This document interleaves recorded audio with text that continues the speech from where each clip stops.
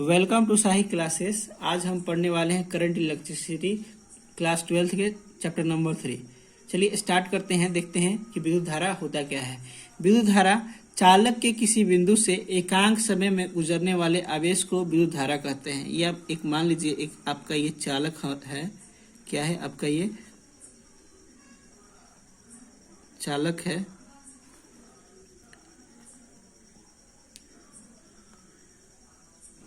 ये चालक है। इस चालक से एकांक समय में किसी बिंदु से गुजरने वाले आवेश को हम क्या कहते हैं? विद्युत धारा कहते हैं। या आप ऐसे भी कह सकते हैं कि आवेश की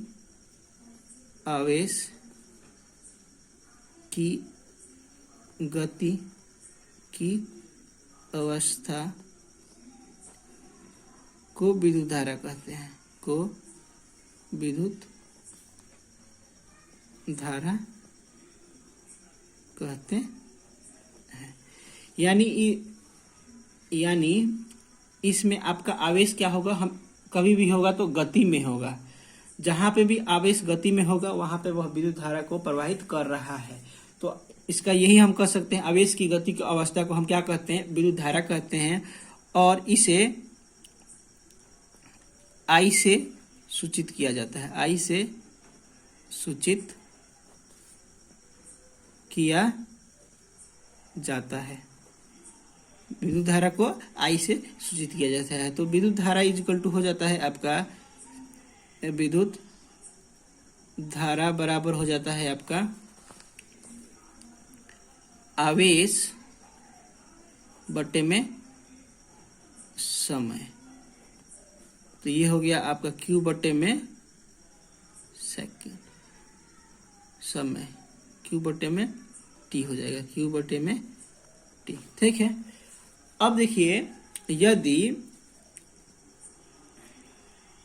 यदि किसी विद्युत परिपथ से किसी विद्युत परिपथ में किसी स्थान से T सेकंड में n इलेक्ट्रॉन गुजर रहे हैं तो विद्युत धारा क्या हो जाएगा? विद्युत धारा होगा आपका I इज इक्वल टू, हम जानते हैं Q बटे में T होता है। और Q का मान हम पढ़ चुके हैं पहले चैप्टर में कि Q का मान Q is equal to NE होता है। तो उसके जगह पर हम T रख देंगे। तो ये आपका हो जाएगा NE बटे में T। NE बटे में T हम पहले से जानते हैं Q क्या है, Q बराबर में NE होता है। ठीक है। तो हम पहले ही पढ़ चुके हैं कि Q इक्वल टू NE होता है। तो Q की जगह पर N इलेक्ट्रॉन के लिए जब हम निकाल देंगे तो फॉर्मूला आ जाएगा I इक्वल टू NE बटे में T आपका आ जाएगा। अब देखिए विद्युत धारा के SI मात्रक क्या होता है। तो हम जानते हैं कि I इक्वल टू क्या होता है? Q बटे में T होता है। तो Q का क्या होता है? कूलाम मात्रक होता है। और टाइम का आपका हो गया सेकेंड। तो यहां से होगा C बटे में सेकेंड, और C बटे में सेकेंड आपका हो जाता है एम्पियर। इसको हम क्या कहते हैं? एम्पियर कहते हैं। तो SI मात्रक आपका I का क्या आ जाएगा? यहाँ से एम्पियर, ठीक है, या कूलाम पर सेकेंड आपका आ जाएगा। अब विद्युत धारा की बीमा देखिए क्या होता है। विद्युत धारा की बीमा जो होता है I इज इक्वल टू क्या आता है? Q बटे में T होता है। और Q का बीमा हम जानते हैं कि A और T होता है, और समय का क्या होता है? T होता है। तो T से आपका T कट जाएगा, तो अब बच गया A। तो विद्युत धारा का आपका हो जाएगा A बीमा हो जाएगा। ठीक है। अब देखिए विद्युत धारा की दिशा। विद्युत धारा की दिशा क्या होता है? विद्युत धारा की दिशा क्या होता है? विद्युत धारा की दिशा आपका पहला तो मान ली होता है कि बैटरी के धनात्मक, बैटरी के धनात्मक टर्मिनल से ऋणात्मक टर्मिनल की ओर, टर्मिनल की ओर। या आप दूसरा यह कह सकते हैं कि इलेक्ट्रॉन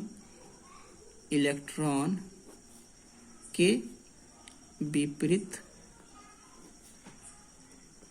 दिशा में, विपरीत दिशा में। अब देखिए, ऐसा आपको समझ में नहीं आ रहा होगा तो एक हम चालक बनाते हैं। ये आपका क्या है,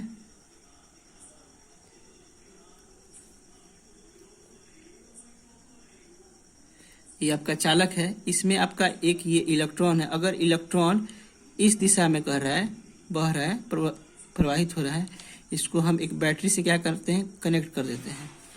इस चालक को हम लोग क्या किया, बैटरी के साथ कनेक्ट कर दिया। इलेक्ट्रॉन आपके इस दिशा में प्रवाहित हो रहा है तो आपका विद्युत धारा क्या होगा, उसके विपरीत दिशा में प्रवाहित होगा, आपके उसके इलेक्ट्रॉन के विपरीत दिशा में प्रवाहित होगा। या आप ऐसे कह सकते हैं, बैटरी के धनात्मक टर्मिनल से होते हुए ऋणात्मक टर्मिनल की ओर। या आप ऐसे भी कह सकते हैं इलेक्ट्रॉन की विपरीत दिशा में। तो इलेक्ट्रॉन इस दिशा में कर रहा है तो विद्युत धारा इस दिशा में आपका होगा।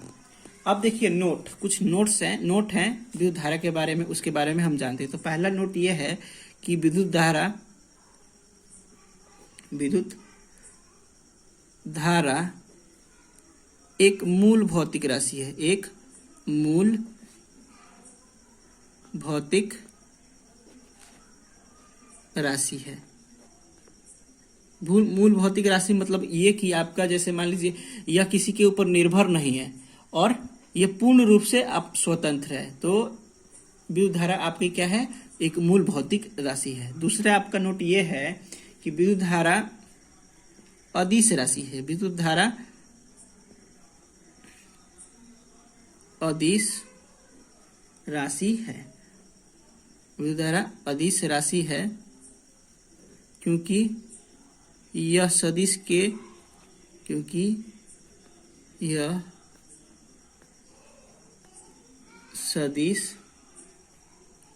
योग के नियमों को पालन नहीं करती है, पालन नहीं करती। मतलब ये विद्युत धारा आपका अदिश राशि होती है क्योंकि यह सदिश के नियमों के पालन नहीं करती है। यानी सदिश के नियम यह कहता है कि आप सदिश के नियम के पालन नहीं करती है। तीसरा आपका नोट ये है कि एमीटर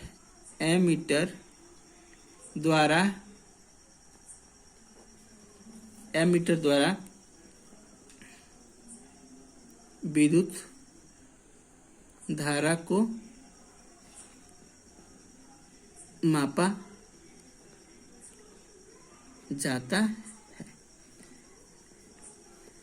है तथा एमीटर को सदैव श्रेणी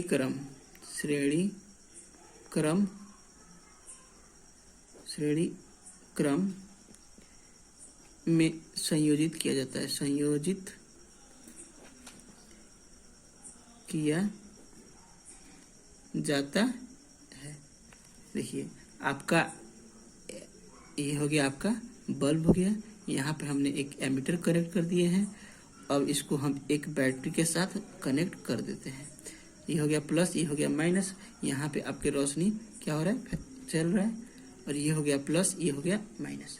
तो आपका करंट की दिशा क्या होती है, हमेशा पॉजिटिव से नेगेटिव की तरफ होती है, या प्लस से माइनस, या धनात्मक से ऋणात्मक की तरफ।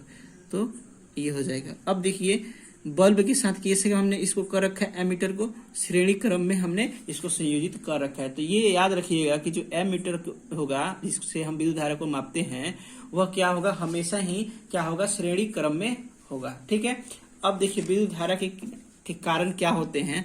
पहला कारण तो ये होता है कि मुक्त इलेक्ट्रॉन, मुक्त इलेक्ट्रॉन अब चालक के अंदर क्या है, मुक्त इलेक्ट्रॉन है, तो मुक्त इलेक्ट्रॉन आपका क्या होगा, प्रवाहित होगा, जिसके कारण विद्युत धारा का प्रवाहित होती है। दूसरा है मुक्त आयन। मुक्त आयन, तो मुक्त आयन यानी कोई भी आपका चीज होगा, कोई भी पदार्थ होगा, वह क्या होगा, आपके आयनों में विघटित होगा, उसी को हम क्या कहेंगे, तो विघटित होने के कारण वह क्या करेगा, विद्युत धारा को प्रवाहित करेगा। तो आपके ये दो कारण होते हैं जिसके द्वारा विद्युत धारा प्रवाहित होती है। एक क्या होता है, मुक्त इलेक्ट्रॉन, दूसरा होता है मुक्त आयन। दूसरा क्या होता है, मुक्त आयन। अब देखिए विद्युत धारा के प्रकार के बारे में जानते हैं। तो पहला प्रकार है स्थिर या नियत धारा। विद्युत धारा के प्रकार के बारे में जानते हैं। तो पहला है स्थिर या नियत धारा। तो इस प्रकार की धारा, इसका लिख सकते हैं, लिखिए, इस प्रकार की धारा समय का फलन नहीं करती है। समय का फलन नहीं करती हैं। मतलब समय के साथ परिवर्तन नहीं करती हैं। जैसे जैसे समय बढ़ेगा लेकिन ये विद्युत धारा एक समान ही रहेगा। ये आपका आई हो गया, ये आपका टाइम हो गया। समय के साथ आपका क्या है, विद्युत धारा फलन नहीं होती है, यानी चेंज नहीं होती हैं। इस समय में भी इतना है, यहाँ पे आइएगा तो फिर भी यहाँ पे इतना है, फिर भी यहाँ पे आइएगा तो इतना है। तो क्या हो रहा है, आपका समय बढ़ रहा है लेकिन विद्युत धारा क्या है, एक नियत ही, चेंज नहीं हो रहा, एक ही समान से चलता हुआ जा रहा है। तो इस प्रकार के विद्युत धारा को हम क्या कहेंगे, स्थिर या नियत धारा कहेंगे। अगला है चर या क्षणिक धारा। तो इस प्रकार की धारा समय का फलन करती है,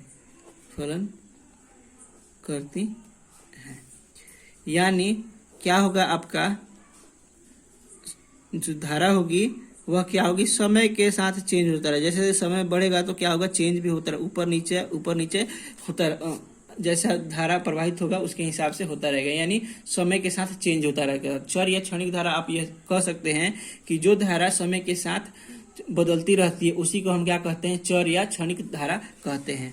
अगला है आपका प्रत्यावर्ती धारा। तो यह देखिए, यह क्या होता है, वह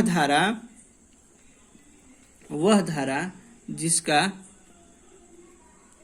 जिसका परिमाण एवं दिशा, वह धारा जिसका परिमाण एवं दिशा समय के साथ परिवर्तित होती है तथा एक निश्चित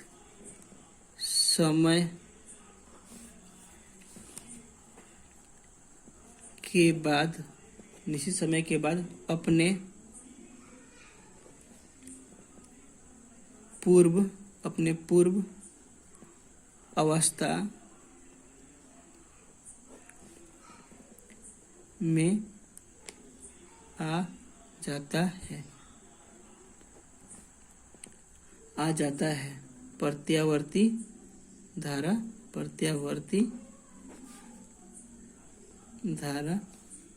कहलाती है। T/2 समय के लिए धारा धनात्मक तथा अगले T/2 समय के लिए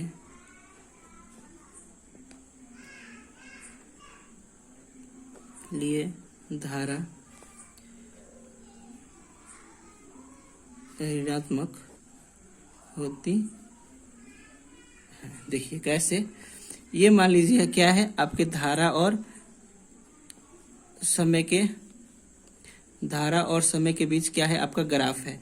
तो क्या होता है, प्रतिवर्ती धारा वह होती है जिसका परिमाण क्या होगा, समय के साथ बदलता रहेगा और फिर उसके बाद वह अपने पुराने अवस्था में भी आता रहेगा। जैसे मान लीजिए अभी क्या हुआ, चलता गया, यहाँ t/2 समय पर आया आपका, तो क्या हुआ, उसके बाद ये नीचे आ गया, माइनस में आने गया, उसके बाद t/2 के बाद फिर से ये प्लस में आ जाएगा। तो देखिए फिर से क्या हो रहा है, पुनरावर्ती हो रहा है।